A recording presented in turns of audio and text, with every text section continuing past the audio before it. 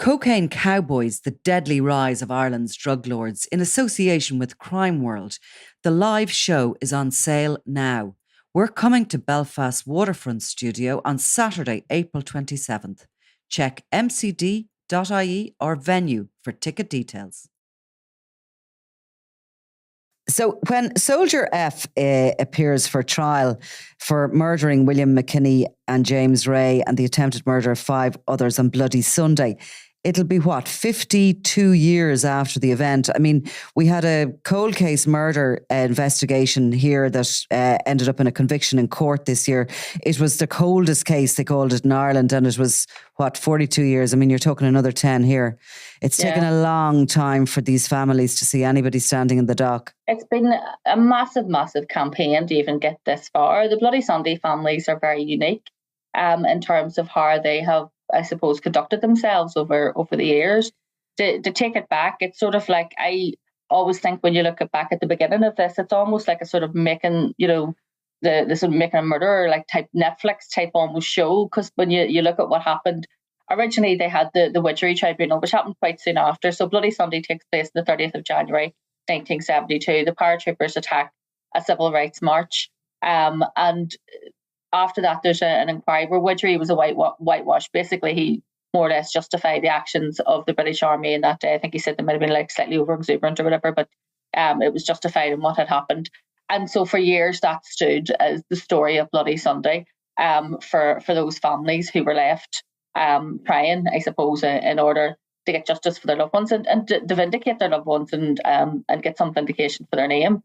Because a lot of these cases, I deal with so many of those troubles-related cases, and people, in this case, they have now said that there will be a prosecution. Most of them have accepted prosecutions are unlikely or just aren't going to happen, but they still want that sort of justice or the vindication. So if someone is shot and they say that they were, a member of a paramilitary organisation, that's why they were targeted, and the people know they weren't, or if it's cases where maybe people are accused of having been informants and they were killed, or, involved in some sort of activity. And in this case, obviously, by saying it was justified, they blackened the names of the dead. Mm. So that stood as the case for a long time. And then at some point then, we see the case going on to the families then contacted Peter Madden, so one half of the sort of famous Madden Finucane legal firm. The other half of that obviously being Pat Finucane, who was himself then murdered by loyalists. And they started then trying to get together some sort of information for some kind of campaign. It turned out to be such a big case that they had to bring in lots and lots of other staff and solicitors who are now partners in that case came in. And that was when they brought in people from Derry to try and track down and look for all of the people who were on that march, because they became witnesses. So Fergal and Kieran Shields, who were 2 guys from Derry, 2 brothers, who are now partners in Madden and Finucane, they had the painstaking job of going back and finding everyone who was at the march. And some of them had immigrated to other countries. Some of them still lived there. Some still lived in the same addresses, and collecting statements from them. And then they started piecing together what exactly had happened. They went to such lengths. The solicitor's firm, they had like reconstructions done because the flats had been knocked down since then. So they had a reconstruction done of what the area looked like. They got ballistics experts. I think some guy in Texas or something who's only personally had one of those original guns that were used by the parachute regiment at that time. And by the time then that the family had campaigned to get the Bloody Sunday inquiry, the Savile inquiry, a lot of the legwork had already been done by their legal firm. And Savile was just, a huge, huge, huge undertaking. Mm. At this point, I think in the Soldier F case, who we're talking about, so they've now said the Soldier F is going to be prosecuted. There's 125,000 pages of evidence that the prosecutors have in their receipt in relation to this case. So you can imagine then what happened in terms of the Savile inquiry. So 1998, who was then Prime Minister Tony Blair, said, right, there's going to be a new inquiry headed by Judge Lord Savile. And so that took 12 years. Became the longest running inquiry in British legal history. It cost about £200 million. And I remember very clearly the day sitting watching in the newsroom, live as the findings were delivered in the Guildhall in Derry, and you see, one of the victims' families putting their thumb out the window and giving the thumbs up, and the crowd all cheers, because that meant, that they'd got what they wanted in terms of the truth about what had happened. So the inquiry had found then that none of the casualties were posing a threat or doing anything that could have possibly justified the shooting, and the then British Prime Minister David Cameron apologised in Parliament for the killings and said that they were unjustified and unjustifiable, I think was the phrase he used. Yeah. So after that, the family says, well, there's evidence in this that needs to be examined. So the PSNI started a murder investigation. And so it took till I think that was however many years that took. They presented the files to the PPS towards the end of 2016. So that's how long this part of it has been going on. I had actually, we had thought, looking through Savile, that there could have maybe been the prosecution of 2 or more soldiers. But after then, they went through that and decided then that Soldier F was going to be prosecuted. But then we had another case which collapsed. It was the case of 2 soldiers who had been charged in relation to Troubles killing. And the PPS said after that, look, none of these cases are viable. They're not going anywhere. And so they withdrew them all. The families then appealed that, and that became another legal challenge. And so we're now at the position where earlier this week that they announced that Soldier F would in fact face prosecution. Although the question is, will he? Because remember, we have legacy legislation that is currently being challenged in the High Court in Belfast, and what comes of that High Court challenge, I think that in the end will dictate whether or not Soldier F is actually prosecuted. I mean, what a marathon they've been through. I was actually up in Derry recently and I interviewed William McKinney's brother, Michael, John Kelly, who lost his brother, and Kieran Shields, one of the 2 solicitors you've mentioned. And he showed me the whole area where there was 13 people shot dead and 15 others injured when members of that Army Parachute Regiment opened fire on the civil rights demonstration. It's tiny. It's like, it's in the Bogside, but it's like the size, so small. And we looked at exactly where people fled and spoke about how many of them were shot in the back as they were running and all the rest of it. I'd never properly applied myself to Bloody Sunday, and I had never been in Derry before actually, but so it was really interesting, and I got very interested in the case because of it. And Soldier F sort of, I actually popped on to the case the other day on the link, and I heard him talking. Now, he only talked to answer that he was there. And they asked him, was he going to give any evidence? And he said no. And they asked him another question. He replied no. He was obviously one of the many significant people there that day, but he's accused at least of being a murderer, a mass murderer, really, on that day. While the orders were given, the soldiers seemed to have lied to the first inquiry, given false statements, lied all the way. And by the sounds of him the other day, he is pissed off at the position he's in, very clipped in his answers. He just sounds sort of, I have to say, kind of arrogant and really unhappy where he's at, but clearly they're going to wait and see what the result of that High Court is as to whether or not this will go ahead. But Soldier F, where has he been since? Do we know anything about him? Like, he was only a young man then, wasn't he? He was in his early 20s. He was in this parachute regiment. He was a highly trained, highly skilled killer, sniper. And he's, in the last 52 years, what's he been doing? Well, a lot of those soldiers, some of them left the army straight off that, some of them stayed on. We've had cases like, last month, just in November, you had the death at the age of 90 of Lieutenant Colonel Derek Wilford, who was in charge and in command of the Parachute Regiment on Bloody Sunday. He's the man who was given the orders. But as you said, Soldier F seemed to be the one who was doing he did a lot of the shooting on that day. And the thing that struck me, and the same after on that sort of walk, where you walk through where the barricade was, where the shooting happened, and people, I suppose, maybe are not surprised to know that there's still bullet holes in the walls from Bloody Sunday, and you can still see them if you walk up along that way, and you can see the exact spot where some of those bullets hit.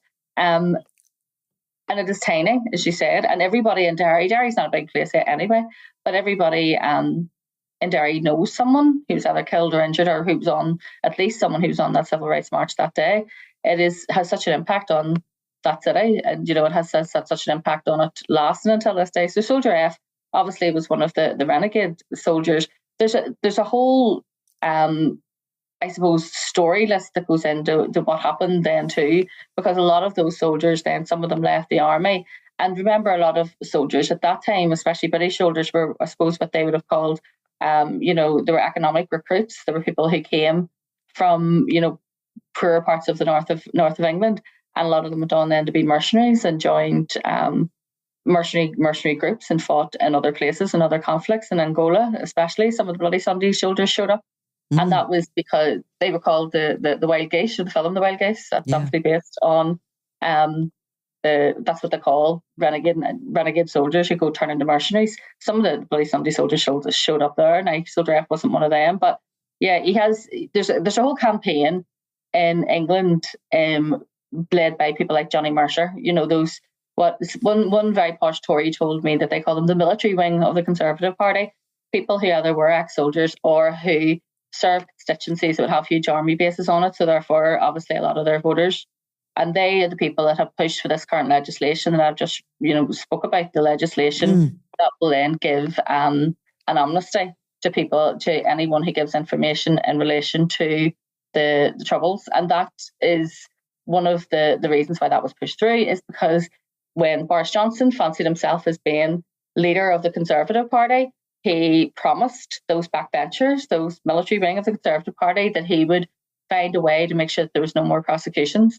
And so he then pushed that through. It carries on as it is to this day. It has been changed, obviously, after he left as British Prime Minister. It was changed and amended quite considerably in the Lords, but it's currently being challenged in the High Court. Another legal firm, Phoenix Law, are dealing with the victims, the three test cases in that case, to see whether it's compliant with European human rights law. But if it is, Soldier F, I'll never see the inside of the court, and that's true. So it was actually just looking there was Soldier G, who was one of the other people who was present in Bloody Sunday. He went to Angola to work as a paid mercenary, and he was killed in Angola, and apparently his body was never found. He was linked to the shooting of Gerard McKinney and Gerald Donaghy on that day, and he had also the killing of Jim Ray. He was the person who worked alongside Soldier F. They work in like pairs. Yeah, and he ended up working as a mercenary in Angola with a guy who I maintain, if someone hasn't written a book about this, they really should. A guy called Costas Georgiou. He was a paratrooper. He was from British Cyprus, and he was the only reason he wasn't on Bloody Sunday. And you could argue that if Costas Georgiou had have made his way to Bloody Sunday that day, that the death toll would have been 3 or 4 times that, because he had been dishonourably discharged. He had taken guns from an army base, they'd robbed a post office, and so he was in a military prison on the day of Bloody Sunday because he had stolen, I think it was £93 from a post office in Bangor. And had he been there, people who were involved in the military at that time said the death toll could have been 2 or 3 times that, because he was an absolute lunatic. He went on to Angola to work as a mercenary and ended up running, actually leading the Angolan army. Right. And he was killed. He killed a lot of his men because he thought he became paranoid and thought they were all trying to overthrow him and take his job.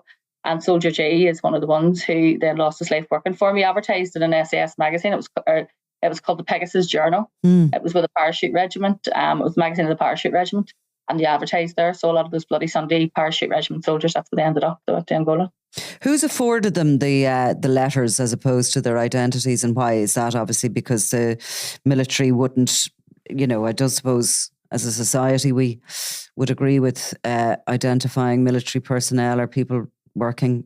We see it quite a lot even now, where if there's members of the security forces, members of PSNI charged with offences, and they can be like domestic offences. Quite recently, there's a police officer who's charged in connection with an incident that took place at a wedding in the Gallivorm Hotel, right. And he tried to get anonymity, saying, my life's under threat, and the judge says, no, there's no immediate threat. So what they would say is, because it's such a high-profile case and because of their background in the military, that it would put their lives at risk. And so Soldier G, even, who's dead, I couldn't name. I did an article about Soldier G going to Angola, and him and Costas Georgiou run around Angola like 2 balloons, but I couldn't name him even in death, because that anonymity order lasts even in their death. So they've been given that, and we'll see that quite. So you've had, Soldier B, Soldier A. We see quite a lot of them are given anonymity, but then you have people like Dennis Hutchins, who wasn't convicted. He was mid-trial for the murder of John Joe Cunningham, and he he died of COVID basically halfway through the trial. He was named. He tried to get anonymity and hadn't. So it depends. It's case by case basis whether the judge awards them. But all of the Bloody Sunday soldiers have anonymity until death. So we've got the families who have been campaigning for all this time, and having met some of them, they seem to be as strong as ever they were to kind of see this out. You know, the Savile inquiry was a great day for them. They talk about that, and they talk about, you know, that sense of finally their loved ones who were accused of all sorts of criminality and rioting and stuff were kind of, you know, they were given the dignity they deserved, but that they sort of almost immediately dust themselves down and said, this isn't enough. You know, we still are fighting for more. I find it extraordinary that after all those years, they still have the energy in them. And then, of course, a lot of them are involved with the museum there in Derry, where you can go in and you can see some of the clothing and the photographs and everything that happened on that day. Well worth a visit for anybody who's in the area. But so you have Did it not strike you when you were in the museum how small the clothing was? Yes, I know. We're only talking about 50 years ago, but people were just tiny, and there's these tiny little jackets, and these were, you know, teenage, you know, young men or teenage boys. But I mean, everything just looks so miniature almost. It's what we aspire to again, you know, to go back. I think their diets probably were the reasoning for it. It's such a poignant. It's very simply done. The Bloody Sunday Museum, it's not all bells and whistles and interact. It's just very simple. And it's very, very, very poignant, I thought. And that's where, I mean, anyone who visits, it's said, if you go around the side of it, you'll see the perspex covering the bullet holes from that day. And it's good the way you can, you know, a lot of people working in it have connections to it. I think probably a lot of people in Derry know somebody, as you said, that's kind of not huge. But you can talk to them, you know, as you're going around, or then they're very willing to chat to you. But so you have that going on, and then you have Soldier F in his 70s, somewhere out there, we don't know where in the world, coming in on remotely into the courtroom. Do you think he's feeling worried, or? I think he's probably pissed off at this stage because, you know, these people did for a long time think that because they were, you know, in the pay of the state at the time, that they were untouchable and that they would never see the inside of a court. And obviously he's been told by people in government that this amnesty would protect him from future prosecutions, and it may well still. And even if the court rules that any cases that are in train, which it now is because they've announced their prosecution, so you could argue this is now in train, have to continue, and it's just no new cases will be prosecuted as a result of the new legislation. The legislation also changed the Sentencing Act as part of the Good Friday Agreement, which said that anyone charged with the Good Friday Agreement stated that anyone convicted of any offence that happened before 1998 would only serve 2 years in prison. So any convictions, and there's only been a handful that have happened since then, the people responsible have only served 2 years. The Sentencing Act's now been put back to 0. So even if it's convicted, he'll never serve a single day in prison. But I suppose he doesn't particularly want to come to Northern Ireland, back to, let's face it, you know, the scene of the crime, as they say, to stand trial. And he'll probably argue that the trial shouldn't take place in Derry, where, you know, motions would be high and there'd be a whole. So we'll see how that goes, and if they do. And it's difficult because people get built up and they get, you know, they get good news and they think this is great, and then they get knocked down again because something else happens. And for the Bloody Sundays, I mean, talk about a roller coaster. They have been up and down in terms of what they received. And you say that was a euphoric day in Derry, the day of the Savile findings, and their loved ones were vindicated in terms of that. And then, you know, they have had many of their hopes dashed and then raised again in terms of the prosecution. But it is interesting because they've stayed such a tight unit. A lot of times when I deal with those campaign groups, they start off as one, and then as the years go on, you know, different sort of agendas and loyalties, and, you know, and people then end up falling out, and we get splinter groups and splinters of splinter groups, and yet they have stayed as a very tight unit, and that's interesting. It's good to see, and you would hope that they will, you know, see their day in court. And even if that court case does not result in him never spending a day in prison, what it does do is it puts evidence and disclosure into the public domain, and for a lot of people, even that can be quite a sort of healing process as it is. But I mean, I remain sceptical as someone who has worked here, you know, for I think it's 24 years this year in journalism. I remain sceptical that, you know, that people who are accused of actions while in the pay of the state, you know, justice doesn't usually come visiting them. Let's say that. It certainly complicates it. I suppose we'll finish up with the, you know, what happened today. Bizarre. Jamie Bryson admits on X formerly Twitter, that he is the complainant behind this very peculiar situation in Derry, that there was members of the Bloody Sunday families walking together to a courthouse in the city. And as you say, they are a very together group and very united and all the rest of it in relation to prosecution for Soldier F. And there was a complaint made to the PSNI that this was a kind of a march, and that the people involved should be investigated for having an unlawful sort of demonstration. Now, the SDLP leader, Colm Eastwood, it sort of presented himself, I think, to Derry Police Station for interview, was left sitting for 20 minutes and then walked out the door and said he wasn't having any more to do with it. It sounds the most ludicrous thing I've ever heard in my life. And maybe for the southern listeners, I know you're probably the northern listeners know, but just briefly, who is Jamie Bryson? Well, Jimmy Bryson is like a sort of, I suppose we refer to him as a loyalist, activist and blogger.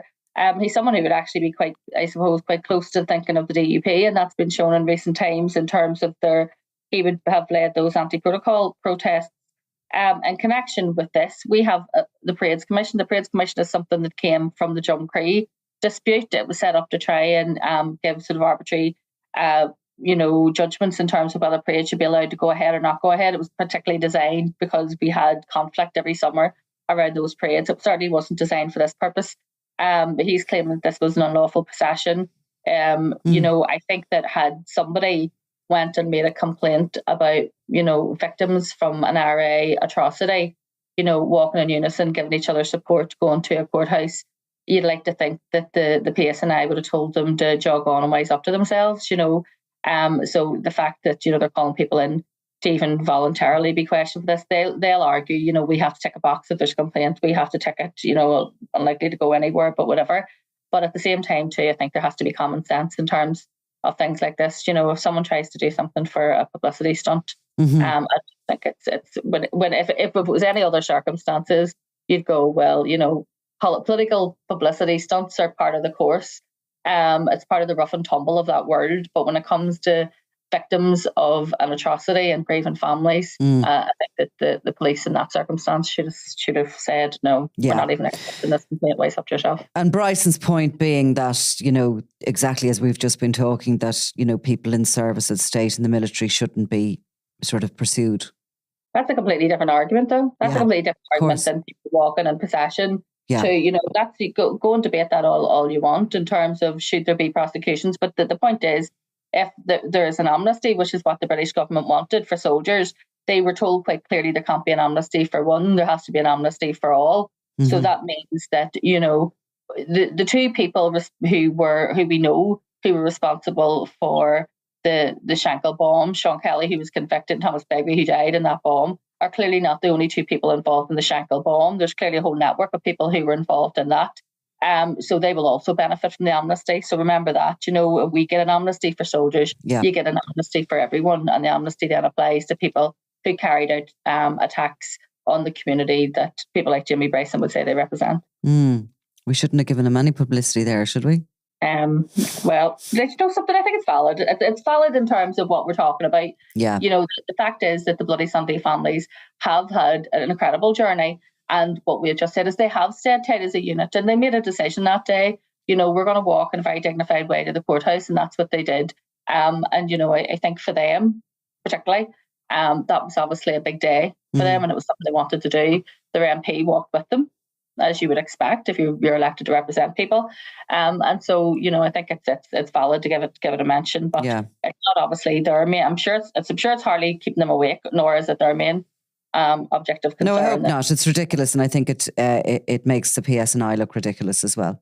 And I can say that because talking around here that make the PSNI look ridiculous. We'll maybe talk about some of them at a later date. Oh, stop. Well, listen, thanks a million for updating on that, and have a great weekend. Thank you very much. I hope I will. I'm going to head out tomorrow night and have some tapas and some wine to celebrate Christmas, because I've spent most of this week doing other things. Yes, I know. Yeah. It's been busy. Well, listen, we will talk soon. Maybe it'll be nearly the new year at this stage, will it? It probably will be the new year. And who knows what. Yeah, even crime journalists need a break, don't they? Or come our way between now and then. All right. Thanks a million. wherever you and I go, Nicola, chaos follows. Thanks, Allison. Talk to you soon. I'm Nicola Tallant, and you're watching Crime World, a podcast about criminals, drugs and the underworld in Ireland and across the globe. Make sure you subscribe to our channel and turn on notifications so you can be the first to watch all our latest episodes. You can also listen wherever you get your podcasts.